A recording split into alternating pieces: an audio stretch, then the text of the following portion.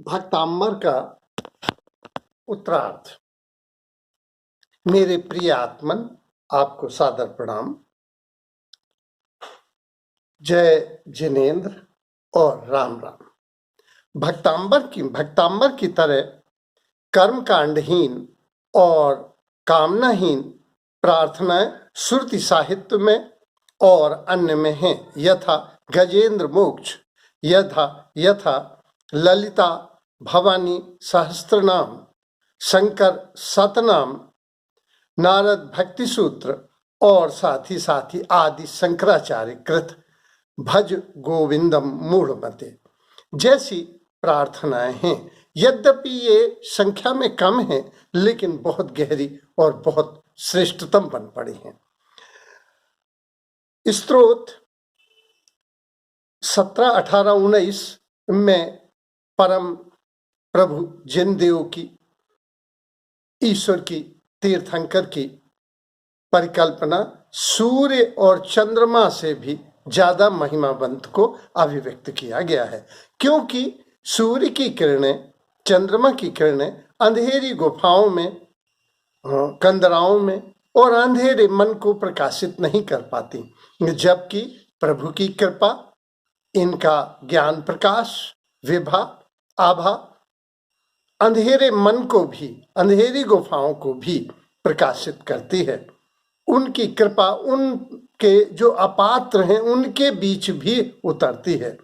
दूसरा, राहु और चंद्रमा इसको ग्रसित कर लेते हैं, पर प्रभु आपकी कृपा को आपको कोई ग्रसित करने वाला नहीं है। बादल आपको ढक लेते हैं, बादल सूर्य को ढक लेते हैं, चंद्रमा को ढक लेते हैं और विभा, आभा कमजोर हो जाती है और इनका प्रभा मंडल शून्य हो जाता है, लेकिन प्रभु आपका नहीं होता। दूसरा, ये सूर्य और चंद्रमा केवल बाह्य जगत को प्रकाशित करते हैं, ये आंतरिक जगत को, मन के जो आंतरिक है, इसको भी माया, मोह, काम, क्रोध, लोभ, मोह आदि को भी, मैं भी आदि के मध्य भी आपका ज्ञान प्रकाश हमें मिलता है। ये एक ही लोक को प्रकाशित कर पाते हैं, जबकि प्रभु आपका ज्ञान प्रकाश तीनों लोकों को आच्छादित किए हुए है।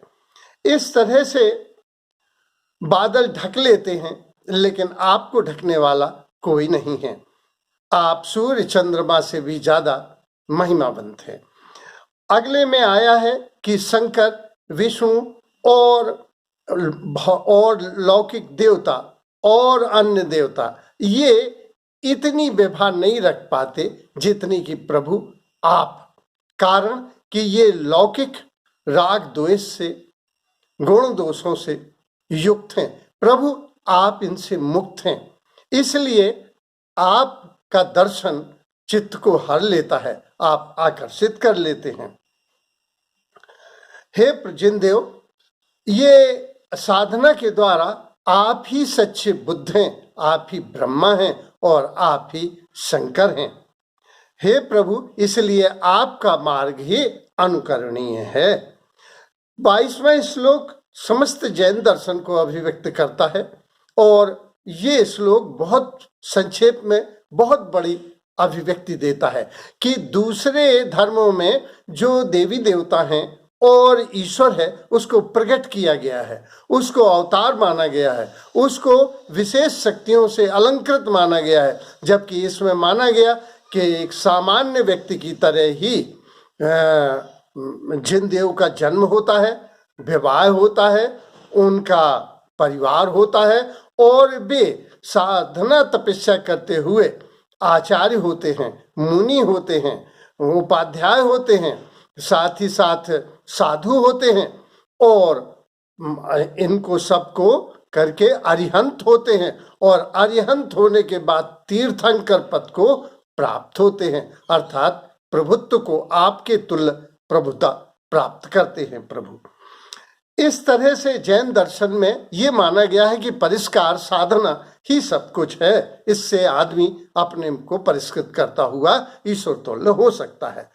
अगले में इसी में आया है कि उसके विविध नाम है। वस्तुतः ईश्वर का ना कोई नाम हो सकता है, ना कोई रूप हो सकता है, किंतु प्रेम बस भक्त ने एक मूर्ति गढ़ ली है और उसमें भक्ति, समर्पण और श्रद्धा के बल पर उसने उसमें प्राण प्रतिष्ठा कर ली है और उसका कुछ नाम दिया है। जैसे व्यापक होने से विभु कहा गया, जैसे निष्पाप होने से अनघ कहा गया, जैसे चित्त में न आने से उसे अचित्त कहा गया, वो परम पुरुष कहा गया, पुरुषोत्तम कहा गया, विदित योग कहा गया, विविध नामों से पुकारा है। हमने भी हिंदू दर्शन में विष्णु के सहस्त्र नाम लिए हैं और इस्लाम में भी आया है अल्लाह के 100 नाम हैं। इस तरह से ये भक्तों के द्वारा पुकारा गया दर्शन है। 26वां बहुत महामंत्र है, ये नमस्कार है। नमस्कार, नमन, प्रणत, प्रणाम, विनती, वंदना, प्रार्थना, सर झुकाना, सर जमीन मत टेक देना, साष्टांग प्रणाम करना, ये विनत भाव, विनम्रता बहुत बड़ा गुण है और ये महामंत्र है। सारी पूजा, प्रार्थना, प्रेम का जन्म विनत भाव से होता है। अहंकार में आदमी अकड़ा रहता है, विनत में झुक जाता है। इसी तरह से ये महामंत्र है और इसको जो जैन दर्शन का महामंत्र है रणमोकाल मंत्र, वह भी जो 60 खंडा आगम में भवभूति और पुष्पदंत आचार्य ने लिखा, वह भी नमस्कार से ही शुरू हुआ है। इसी तरह से जो समय सार ग्रंथ है जो आचार्य कुंद स्वामी ने लिखा है, उसका प्रारंभ भी इसी से हुआ है। संसार में जितने महाग्रंथ हैं वे सब इसी से प्रकट हुए हैं। जैसे विनय पत्रिका का प्रारंभ प्रणाम से हुआ है, मानस का प्रणाम भी प्रणाम, वाल्मीकि रामायण का प्रारंभ भी इसी से हुआ है, नारद भक्ति सूत्र का भी इसी से हुआ है। इस तरह से प्रणाम तो महामंत्र है। इस मंत्र को तो आप्त वाक्य मानना चाहिए, महावाक्य मानना चाहिए। 27वें 28वें में आया है कि प्रभु परम आदिनाथ जिनदेव समो शरण, माने धर्म सभा में आपके अतिशय सौंदर्य, शक्ति और समृद्धि की, सत्ता की, व्यापकता की अतिशयता में, प्रतिहार्य अतिशयता में विभूति का विनम्र वर्णन है और इतना सशक्त वर्णन, इतना सचित्राभिमन भक्तांबर की विशेषता है। मानतुंगा आचार्य की जितनी तारीफ की जाए कम है। 48-39 में उन्होंने लिखा, हे प्रभु, आपके शरणागत होते ही, आपको स्मरण करते हुए, आपका दर्शन करते हुए, हे जिनदेव, तुम्हारी कथा श्रवण मात्र से, तुम्हारे दर्शन मात्र से हमें मन को शांति मिलती है और भव बाधाओं से हमारी मुक्ति होती है और हम भव बाधाओं से मुक्त होकर मोक्ष को सहज प्राप्त होते हैं। और इनका मार्ग जिनदेव का अनुकरणीय है, क्योंकि यही मार्ग सम कल्याणकारी है। यह शिव पदस्य, शिव पद को देने वाला है, मोक्ष को देने वाला है। भक्ति, नारद भक्ति सूत्र में भी आया है कि भक्ति प्रेम रूपा है, प्रेम से इसका प्रारंभ होता है और ये स्वयं फल रूपा है। शेष सब योग, साधना, पूजा, प्रार्थना, प्रयास हैं, लेकिन ये तो सीधा फल देती है। ये इनके द्वारा जो ज्ञान, ध्यान, योग किया जाता है, इनसे मंदिर की सीढ़ियों तक आया जा सकता है, ज्ञान के माध्यम से, ध्यान के माध्यम से, योग के माध्यम से, लेकिन मंदिर में प्रवेश तो भक्ति के माध्यम से ही होगा। इस तरह से इसमें आया है कि शरणागत बहुत है। अच्छा, उक्त 40 से 48 श्लोक तक महामंत्र हैं, जिनके जाप से, जिनके उच्चारण से, जिनकी एक ध्वनि से ये मंत्र भी हैं, यंत्र भी हैं और तंत्र भी हैं। मंत्र का अपना मनोविज्ञान है। जब हम निरंतर एक चीज की चर्चा करते हैं, चिंतन करते हैं, चेष्टा करते हैं, तो वह सत्ता, वह शक्ति, वह सौंदर्य, वह अनुकंपा, उसकी संपन्नता हमको उतर आती है।